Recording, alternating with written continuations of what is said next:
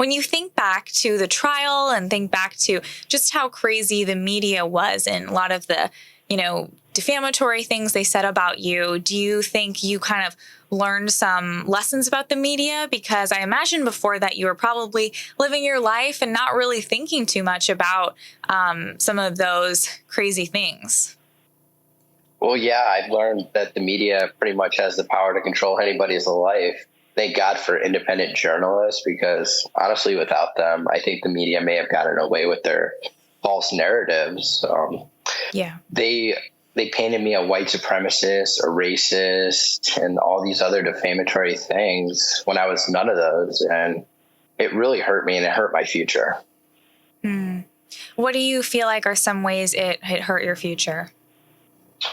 Well, for instance, I can't go out in public because there's some people out there that actually do believe those false things that the media said about me. They do believe I'm a murderer. They do believe I'm a racist. And it's scary because they want to cause harm to me. Wow. And so it feels almost unsafe. Absolutely. And like for potential job opportunities, I don't think I'll ever have a fair shake at getting a job. Say I want to fly for like American Airlines or United or do something like that. They may not want to hire me because of some reason. I don't know why, but. Right. Yeah, it seems like they've almost, I'm sure it's what you want to do, but in a way they forced you into doing conservative things because, and maybe it's what you want to do anyways, but just because, like you said, maybe getting more of a normal job that's not political might not be an option because they've demonized you so much. Absolutely. And then they gave me this platform and I'm going to use it. Like, they expect me to be quiet, but I'm like, you gave this to me, so why would I do that? Exactly. Yes, you should make the most of it and use it as a chance to, talk about all of these important issues, especially the Second Amendment, because you are defending yourself. And sometimes I think people miss the fact that they should also have the right to defend themselves. Maybe they haven't found themselves in a situation like that. But if they did, I think that they would also want to use that right. Do you find that you try to bring this back as a self-defense issue? Absolutely. I actually spoke to the Second Amendment caucus a few weeks ago. I gave a speech there, and I talked to them about how the Second Amendment saved my life and how I'm thankful that they're continuing to fight for pro-Second Amendment politicians and pushing new gun laws that allow people my age to carry guns.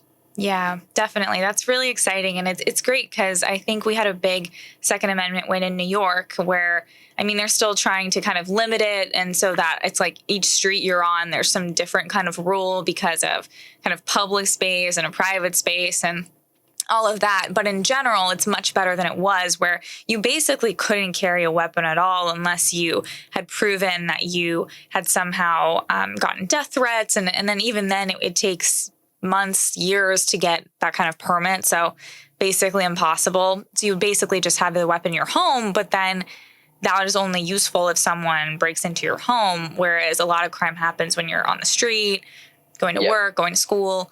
And we've heard about some crazy crime going on in cities, and it's just spiking all over the nation. When you see just this upsurge in crime, do you feel like that reminds you even more about the importance of the Second Amendment?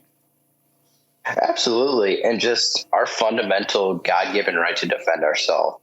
If you're attacked, you should have the ability to protect yourself, your family, and your loved ones without having to worry about, am I going to get in trouble if I do the right thing? And now to bring it in, I'm actually facing a civil lawsuit because I defended myself. So now people are probably going to have to worry about that if this goes the wrong way. Oh, no. So wait, what do you mean by that? This is a new lawsuit? Yes, I'm currently being sued by the family of Mr. Hoover in the Eastern District of Wisconsin. And it's a ridiculous lawsuit, but it's costing a lot of money to defend. You can go to www.givesendgo.com/Kyle Rittenhouse to donate or send a prayer, because prayers and donations are really helping. Yeah, for sure. That's crazy. Do you think they just want to continue the lawsuits as long as they can? After this one, maybe it's another person who feels like they've been wronged. I hope not, but I can see that being the possibility. I could see them trying to just drain me into like absolute to where I can't even defend it anymore.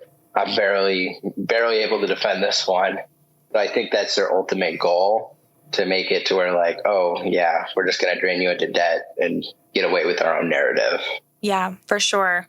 Do you think you'll potentially be bringing forward any lawsuits against the media for defaming you?